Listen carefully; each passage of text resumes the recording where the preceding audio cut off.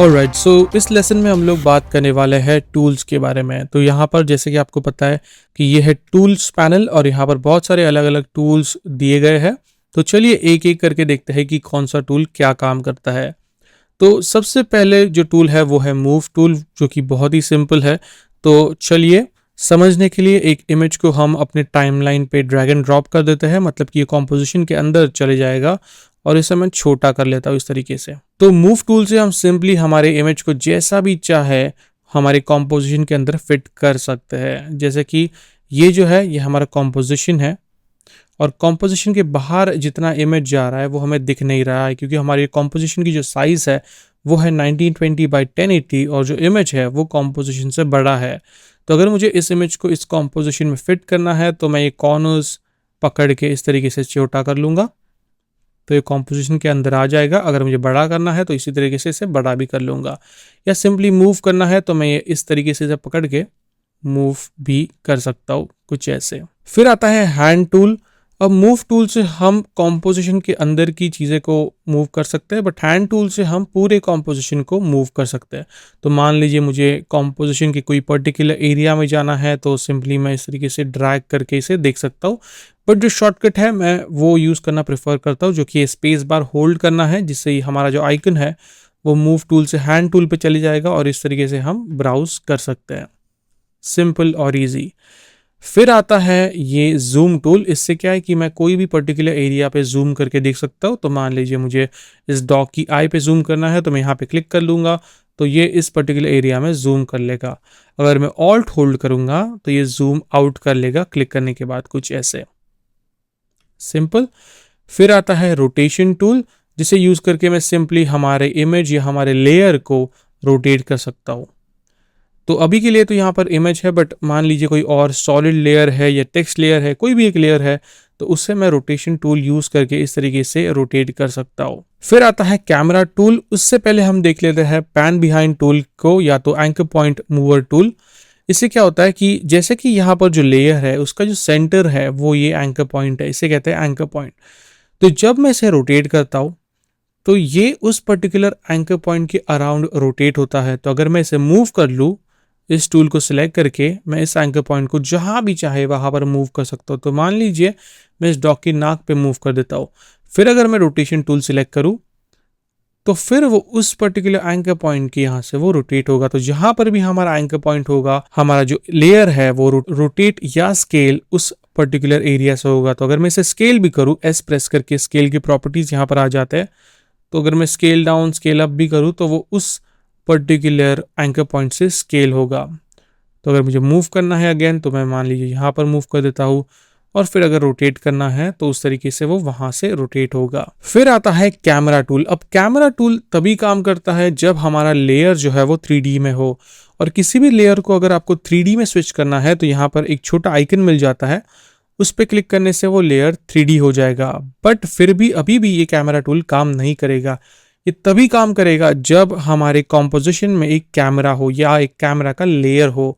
तो कैमरा के layer add करने के लिए आप राइट क्लिक करके न्यू में जाके एक कैमरा ऐड कर दोगे। अभी के लिए हम कैमरा को बाद में एक डिटेल वीडियो में समझेंगे, अभी के लिए मैं बस ओके कर देता हूँ। तो जिससे एक कैमरा की जो लेयर है वो ऐड हो गई है। तो अब अगर मैं कैमरा टूल सिलेक्ट करूँ और मैं एक श्योर करूँ कि मेरा जो इमेज है वो 3D है, तो मैं इस तरीके से इसे 3D स्पेस में जो है वो मूव कर सकता हूँ। तो अब जो मेरा कैमरा देख रहा है वो प्रीव्यू मुझे यहां पर दिख रहा है। कैमरा टूल अपने आप में ही एक बहुत बड़ा टूल है, मतलब बहुत सारे अलग अलग प्रॉपर्टीज है इसमें, तो इसको हम आराम से फुर्सत में समझेंगे। फिर आता है ये rectangle tool, eclipse tool, rounded rectangle tool. Basically ये है एक शेप बिल्डर टूल, बट इसके दो फायदे हैं या दो तरीकों से ये काम करता है।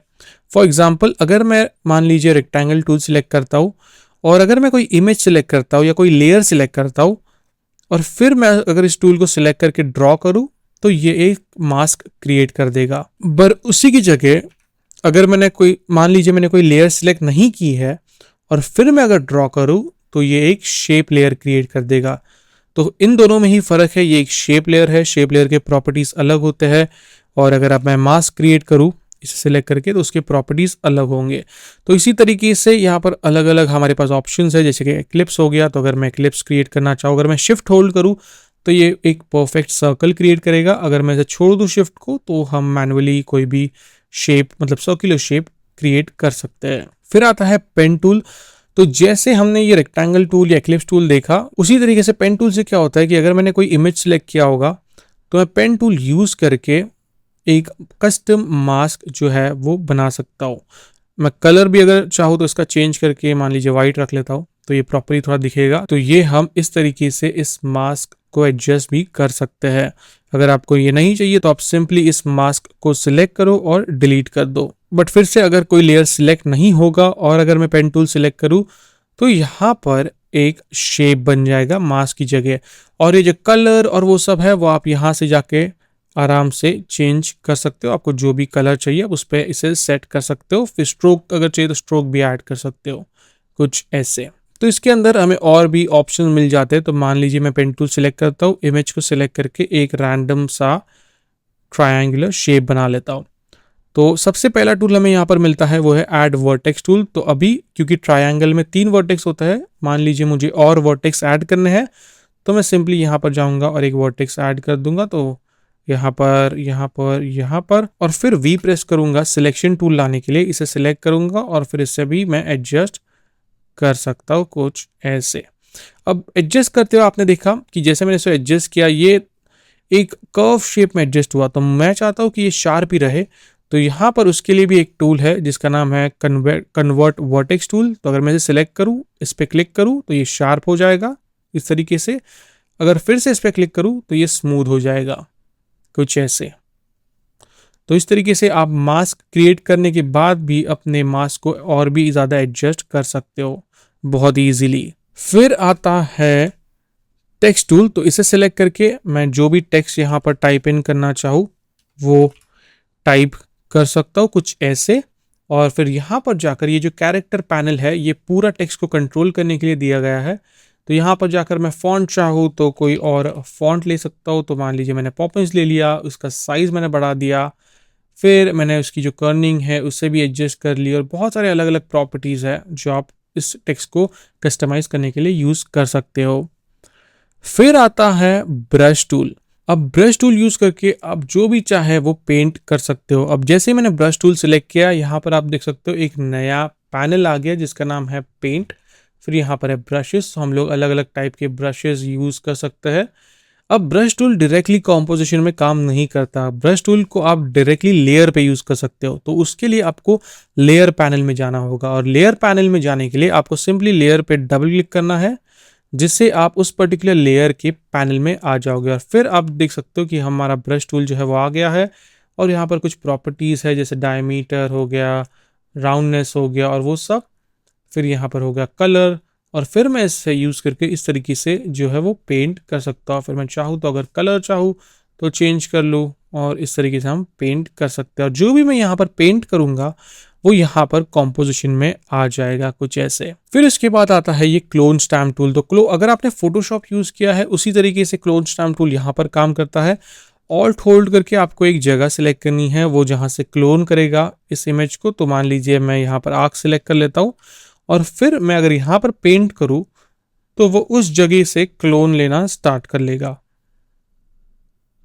और ये सिंपलेस्ट वे है जिसमें मैं क्लोन स्टैम्प टूल आपको एक्सप्लेन कर सकता हूँ। बहुत ही सिंपल और इजी है, बट ये सब चीज़ों के लिए मैं रिकमेंड करूंगा कि आप फोटोशॉप यूज़ करो। आफ्टर इफेक्ट्स, एनिमेशन और मोशन ग्राफिक्स के लिए सही है। बस ये कुछ एक्स्ट्रा टूल्स है जो इन्होंने दिए गए हैं, जैसे इरेजर टूल और वो सब, जो इतने ज़्यादा काम नहीं आते मोशन ग्राफिक्स में। फिर इसके बाद आता है रोटो ब्रश टूल। तो इसे यूज़ करके, जैसे कि हमने मास्क क्रिएट किया था, मास्क में हम लोग को मैनुअली पॉइंट्स क्रिएट करने पड़ते हैं। रोटो ब्रश टूल यूज़ करके आप डायरेक्टली जो है वो इस तरीके से अपने एक एरिया डिफाइन कर लिया, फिर जैसे मैं इसको छोड़ूंगा वो एक सिलेक्शन इस तरीके से बना लेगा। तो अगर मुझे इसे और प्रिसाइज या रिफाइन करना है तो सिंपली मैं इस तरीके से ड्रैग करूंगा, जिससे ये सिलेक्शन जो है वो डायरेक्टली ले लेगा। ये जब जो रोटोस्कोपी आप देखते हो विजुअल इफेक्ट्स में बहुत ज़्यादा ये टूल काम आता है, और इस टूल के जो भी प्रॉपर्टीज़ है वो आपको इफेक्ट्स एंड कंट्रोल पैनल में यहाँ पर देखने मिल जाता है। तो जैसे हमने ये सिलेक्शन बना लिया रोटो ब्रश के अंदर, यहाँ पर ये कटआउट हमें मिल गया क्योंकि उतने एरिया को इसने मास्क कर लिया है। तो अगेन अगर मैं इसका सिलेक्शन और भी बड़ा कर देता हूँ कुछ ऐसे, तो वो चेंजेस हमें देखेंगे फाइनल कॉम्पोजिशन के अंदर। अगर फिर मैं यहाँ पर कुछ इरेज करता हूँ, तो अगर ऑल्ट होल्ड करूँ और सिलेक्शन को निकालते जाओ कुछ ऐसे, तो उसका डिफरेंस या उसका जो चेंज है वो हमें यहाँ पर फाइनल कॉम के अंदर देखने मिल जाता है। तो रोटो ब्रश टूल अपने आप में ही एक बहुत बड़ा टूल है और विजुअल इफेक्ट्स के लिए ये ज़्यादा यूज़ होता है। बट अभी बेसिक्स के लिए हम इस टूल से दूर रहेंगे। हम जैसे जैसे एडवांस चीज़ें सीखेंगे आफ्टर इफेक्ट्स के अंदर, तब हम इस टूल को एक्सप्लोर करेंगे। एंड फिर जो लास्ट टूल है वो है पपेट पिन टूल। इसे यूज़ करके आप कुछ पपेट पॉइंट्स बना सकते हो कुछ ऐसे, और फिर उन पॉइंट्स को आप एनिमेट कर सकते हो। तो अगर आप पपेट एनिमेशन बनाते हो तो उसके लिए ये काफ़ी ज़्यादा हेल्पफुल टूल है। या अगर आपको कुछ माइनर चेंजेस करने हैं, जैसे पर्सपेक्टिव किसी इमेज का, किसी फुटेज का फिक्स करना है या एनिमेट करना है, तो उसके लिए ये टूल काफ़ी काम आता है। तो ये थे कुछ टूल्स, कुछ बेसिक टूल्स जो आफ्टर इफेक्ट्स के अंदर आप यूज़ करोगे। ये वाला सेक्शन जो है ब्रश टूल से लेके पपेट पिन का, ये बहुत ही कम या रेयरली यूज़ होता है। मेन तो हम टेक्स्ट टूल्स और ये सब टूल्स ज़्यादा यूज़ करेंगे हमारे प्रोजेक्ट्स में। अब नेक्स्ट लेसन में हम लोग बात करेंगे टाइप्स ऑफ लेयर्स का। जो आप देख रहे हो यहाँ पर मैंने एक टेक्स्ट लेयर ऐड की है, तो यहाँ पर हम किस किस टाइप के लेयर्स ऐड कर सकते हैं और वो क्या काम करते हैं वो देखेंगे हम नेक्स्ट लेसन में।